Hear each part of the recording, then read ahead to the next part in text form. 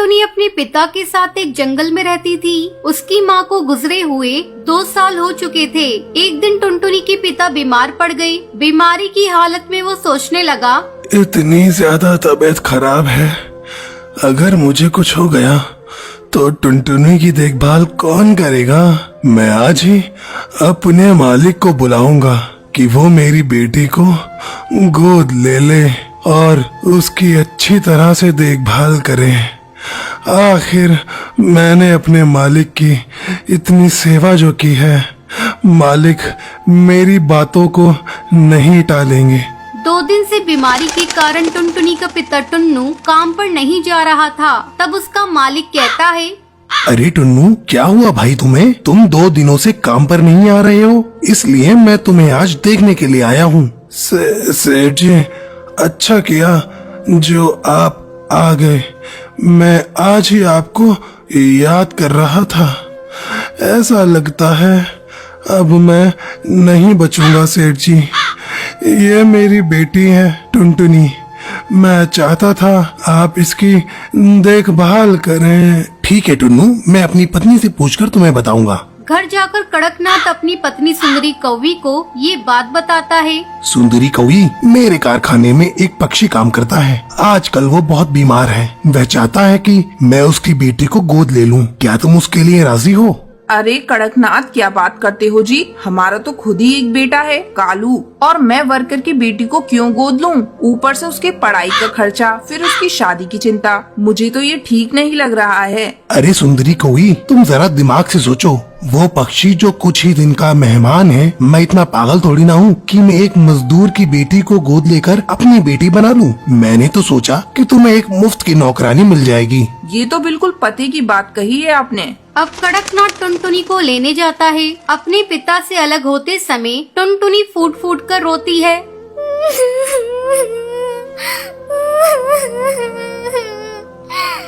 बाबा, मुझे अपने से अलग मत करो। मैं आपसे अलग होकर कैसे रहूंगी? बाबा, मैं आपको छोड़कर कहीं नहीं जाऊंगी। जा मेरी बच्ची, इसी में तेरी भलाई है। कड़कनाथ टुनटुनी को घर लाता है। घर आकर कड़कनाथ अपने काम में बिजी हो जाता है और सुंदरी कौवी टुनटुनी से मीठी मीठी बातें करने लगती है। टुनटुनी, तू कुछ खाएगी? नहीं माँ, मुझे भूख नहीं है। अरे सुन टुनटुनी, मैं तेरी कोई माँ नहीं हूँ। तू मुझे मेम साहब कहा कर। चल अब जा जाकर रसोई में सो जा। अगली सुबह सुंदरी कौवी टुनटुनी के पास जाती है। ए टुनटुनी, चल अब उठ। हमारे यहाँ इतनी देर तक कोई नहीं सोता। मैम साहब, रात में मुझे नींद नहीं आई। वो मुझे अकेले सोने की आदत नहीं है। तुझे तो अब सोना पड़ेगा। तू अकेले सोने की आदत डाल ले। चल अब झटपट उठकर मेरे साथ काम में हाथ बटा। टुनटुनी सुंदरी के साथ काम में हाथ बटाने लगती है। शाम को कड़कनाथ जब ऑफिस से आता है, टुनटुनी, मेरे लिए ठंडा पानी लेकर आओ। अभी लाती हूँ साहब। ये लीजिए साहब। कैसा पानी है? मैंने तुम्हें ठंडा पानी लाने को कहा था और तूने नल का पानी लाकर मुझे दे दिया। सारा मूड खराब कर दिया। ये कहकर कड़कनाथ टुनटुनी को एक थप्पड़ लगा देता है। धीरे धीरे समय गुजरने लगता है। एक दिन कड़कनाथ को कारखाने में खबर मिलती है कि टुनटुनी के पिता की मौत हो गई। कड़कनाथ ये बात टुनटुनी को नहीं बताता। अब कड़कनाथ और उसकी पत्नी सुंदरी कौवी टुनटुनी पर पहले से भी ज्यादा अत्याचार करने लगते हैं। एक रात जब टुनटुनी सोई हुई थी, तब उसके सपने में उसके पिता आते हैं और उससे मिलने की इच्छा जाहिर करते हैं। बेटा, मैं तुमसे मिलना चाहता हूँ। काफी दिन तुझे देखे हुए हो गए। टुनटुनी सपने में अपने पिता को देखकर बेचैन हो जाती है। अब टुनटुनी सुंदरी कौवी के पास जाती है। उस समय कड़कनाथ और सुंदरी कौवी सो रहे थे। टुनटुनी दरवाजा खटखटाने लगती है। मैम साहब, जल्दी दरवाजा खोलिए। मुझे अपने बाबा से मिलने जाना है। मेरे बाबा मुझे बुला रहे हैं। मैं अपने बाबा के पास अभी इसी वक्त जाऊंगी। अरे टुनटुनी, इतनी रात हो गई है, तुम हम लोगों को परेशान क्यों कर रही हो? कौन सी आफत आ गई? मैम साहब, अब मैं यहाँ एक पल नहीं रहूंगी। मेरे बाबा मुझे बुला रहे हैं। मैं अपने बाबा के पास अभी जाऊंगी। चुप हो जा कमबख्त, सारी नींद खराब कर दी। कल सुबह बात करेंगे, चल अब भाग यहाँ से। टुनटुनी रोती रह जाती है, लेकिन कड़कनाथ और सुंदरी कौवी पर उस बच्ची के रोने का कोई असर नहीं होता। ये सब कालू कौवा देख रहा होता है और कालू को टुनटुनी पर दया आती है, लेकिन कालू कौवा कुछ कर नहीं पाता। एक दिन सुंदरी कौवी टुनटुनी को बेवजह पीट रही होती है, तभी कालू कौवा वहाँ आता है और टुनटुनी को बचा लेता है। माँ, आपने जरा से भी दया नहीं है। कोई इस तरह किसी को मारता है क्या? अब टुनटुनी यहाँ नहीं रहेगी, मैं कल ही इसे इसके बाबा के यहाँ छोड़ कर आता हूँ। अगले दिन कालू कौवा टुनटुनी को उसके बाबा से मिलाने ले जाता है। वहाँ जाकर टुनटुनी को पता चलता है कि उसके बाबा अब इस दुनिया में नहीं रहे। ये सुनकर टुनटुनी बहुत रोती है। तभी कालू कौवा टुनटुनी से कहता है, टुनटुनी, अब तो तुम्हारे बाबा भी चल बसे और मेरे घर तुम ठीक से रह नहीं पाओगी। मेरी माँ तुमको चैन से रहने नहीं देगी। तुम अब अकेली हो। तुम बुरा न मानो तो मुझसे शादी करोगी? टुनटुनी को कालू कौवे की बात सुनकर अच्छा लगता है और टुनटुनी इसको शादी के लिए हाँ कर देती है। फिर वो दोनों एक साथ खुशी खुशी रहते हैं।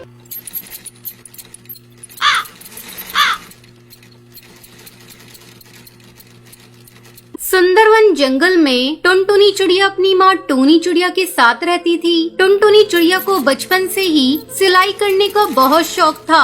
जब भी उसे समय मिलता वो अपनी माँ की सिलाई मशीन निकाल कर उस पे सिलाई करने लगती। माँ, ये देखो ना, मैंने कितनी अच्छी फ्रॉक सिली है। अरे वाह बिटिया, तूने तो बहुत अच्छी सिलाई की है। लेकिन बेटा, तू अपनी पढ़ाई पर भी ध्यान दे। मैं तुझे एक बड़ी अफसर बनाना चाहती हूँ। तेरी परीक्षा होने वाली है और तू सिलाई करने में लगी रहती है।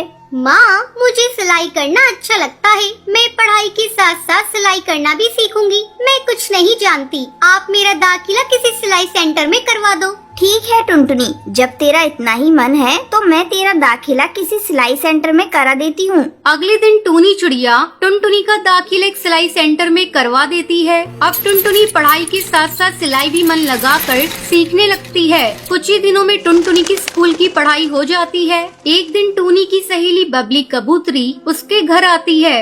अरे टूनी, ओ टूनी, कहाँ है? जल्दी आ। तब टुनटुनी चिड़िया कहती है, आंटी, वो माँ घर पर नहीं है, पड़ोस में गई हैं। आप बैठिए, मैं उन्हें अभी बुला कर लाती हूँ। तुम टुनटुनी हो ना? कितनी बड़ी हो गई है। जब मैंने तुझे देखा था उस समय तू बहुत छोटी थी। पहचाना मुझे? मैं तेरी बबली आंटी हूँ। टुनटुनी, तू जाकर अपनी माँ को बुला ला। टुनटुनी चिड़िया पड़ोस में अपनी माँ को बुलाने के लिए चली जाती है। थोड़ी देर बाद टुनटुनी चिड़िया अपनी माँ को लेकर घर आती है।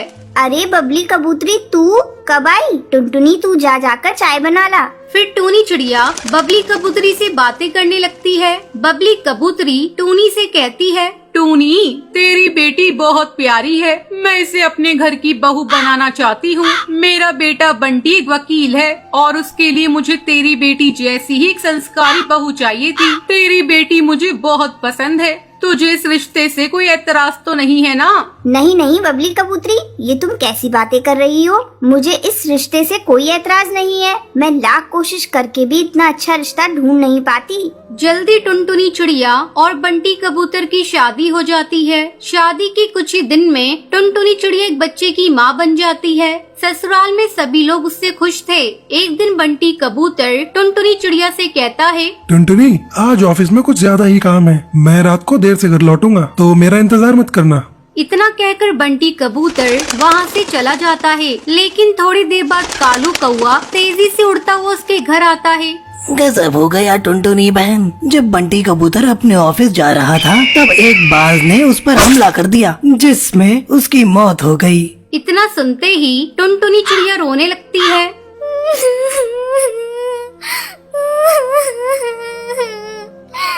माँ जी, ये सब क्या हो गया? माँ जी, बंटी कबूतर के बिना भी ये घर कैसे चलेगा? टुनटुनी, तू हिम्मत मत हार बेटा।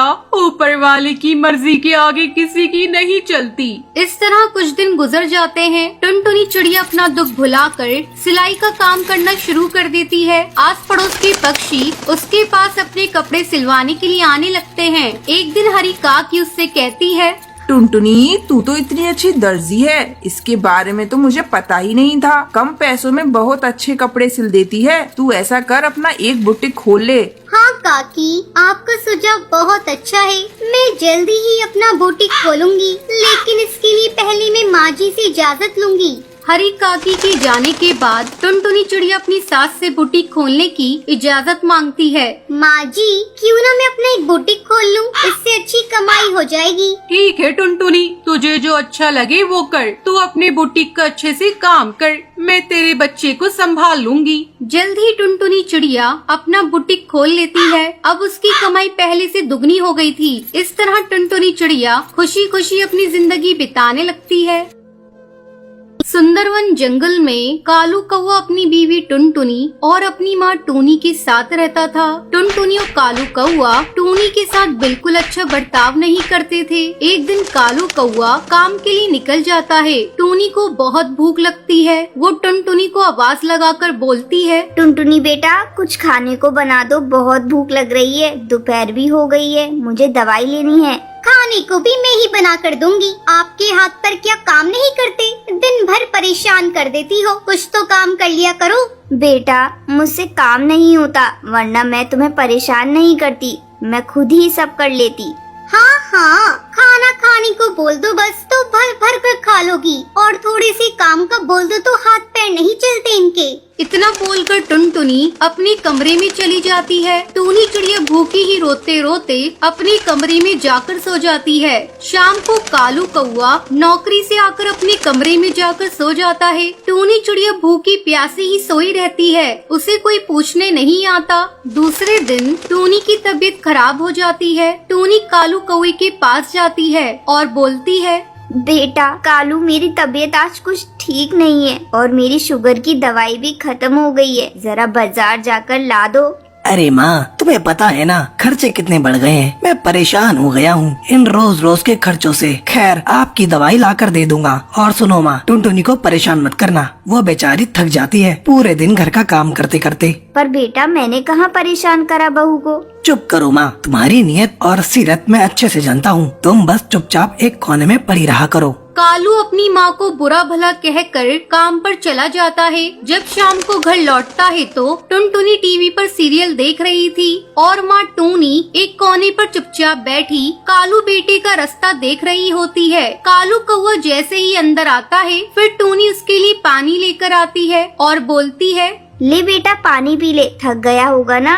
हाँ हाँ, P low Kalu ji, P low. तुम्हारी माँ को ही तुम्हारी फिक्र है बस। मैं तो कभी तुम्हारे बारे में सोचती ही नहीं हूँ। ऐसा नहीं है बहू, तुम टीवी देख रही थी इसलिए मैंने पानी दे दिया। आखिर मेरा बेटा है। अरे, सब समझती हूँ मैं आपकी हरकतें। कितनी चालबाज हैं आप, घर में फूट पड़वाना चाहती हो। ऐसा कुछ नहीं है बहू। बेटा, तू समझा बहू को, ये क्या कुछ बोल रही है। क्या समझाऊं? हैं? क्या समझाऊं? सही तो बोल रही है। कोई काम होता नहीं तुमसे और मुझे देखकर सब काम खुद करने लग जाती हो। मुझे तो समझ नहीं आता कि कैसे झेलूंगा मैं तुम्हें माँ। मैं तो कहती हूँ इनको ना किसी वृद्धाश्रम में छोड़ाओ। जान खा रखी है इस बुढ़िया ने। हाँ, सुबह ही किसी वृद्धाश्रम में ले जाता हूँ। बेटा, मैं कहीं नहीं जाना चाहती। मुझे अपने से दूर मत कर, मैं मर जाऊंगी। तुम्हें जाना ही पड़ेगा माँ। तुम इस घर में रहने लायक नहीं हो। तुम्हें इज्जत की रोटी हजम नहीं होती माँ, और न तुम हमें ठीक से रोटी खाने देती हो। अब हम ही इस घर को छोड़ देंगे, बस यही चाहती हो ना। कालू कौवे की बातें सुनकर टूनी रोते रोते बोलती है, नहीं बेटा, तू ऐसा मत बोल, मैं ही चली जाऊंगी। सुबह होते ही कालू कौवा अपनी बूढ़ी माँ को वृद्धाश्रम छोड़ आता है। थोड़ा समय बीत जाता है। एक दिन कालू कौवा और टुनटुनी लंच के लिए अपने दोस्त मिट्ठू तोता को अपने घर बुलाते हैं। मिट्ठू कालू से बोलता है, अरे यार, कितने सालों बाद मिले हैं अपन आज। हाँ यार, बहुत टाइम हो गया। आज तो भाभी जी के हाथ का खाना खाने को मिलेगा। पर भाभी, एक बात बोलूंगा, आंटी जैसी दाल की खिचड़ी कोई नहीं बना सकता। वो तो पूरे जंगल की बेस्ट कुक है। क्यों, है ना कालू कौवे? हाँ यार। वैसे यार, आंटी है कहाँ? दिखाई नहीं दे रही है। यार, मैं और टुनटुनी उनसे परेशान हो गए थे। उन्होंने परेशान कर दिया था। खाना, दवाई और कितनी महंगी दवाइयाँ आती थी उनकी, तुझे तो पता ही है। तुझसे ही तो मंगवाता था मैं दवाइयाँ। हाँ सही बोल रहा है, पर जिसे तू नॉर्मल शुगर की दवाइयाँ समझकर मंगवाता था ना, वो तेरी माँ का तुझे दिया गया ऐसा कर्ज है जो तू कभी नहीं चुका सकता कालू। तू कभी आंटी के मन को समझ ही नहीं पाया। उनके मन में सिर्फ तेरे लिए प्यार था, और ये तेरी जिंदगी जो है ना, ये उसी दिन खत्म हो जाती जब तू 9 साल पहले हॉस्पिटल में एडमिट हुआ था। जिस माँ ने तुझे ये बोला था ना हॉस्पिटल में, बेटा परेशान मत हो, नॉर्मल पथरी का ऑपरेशन है, उस माँ ने अपनी जान की परवाह न करते हुए तुझे एक किडनी दी थी। वो चाहती तो उस वक्त अपनी फिक्र करके तुझ जैसी औलाद को मरने देती, पर उन्होंने तुझे बचाया और थू है तुझ पर कालू।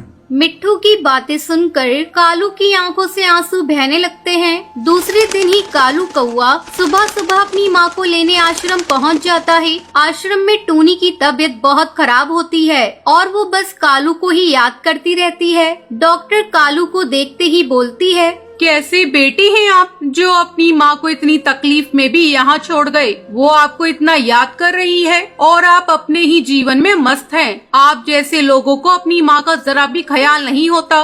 डॉक्टर आप उन्हें ऐसे मत डांटिए, उनकी कोई गलती नहीं है, वो तो मैं ही बार बार बीमार पड़ती रहती हूँ। देखा कितनी अच्छी माँ है, तुम्हारी गलतियों को भी अपनी गलती बता रही है। तुम धन्य हो जो तुम्हारे पास माँ है। इस दुनिया में ऐसे भी पक्षी हैं जिनके पास माँ का साया तक नहीं होता।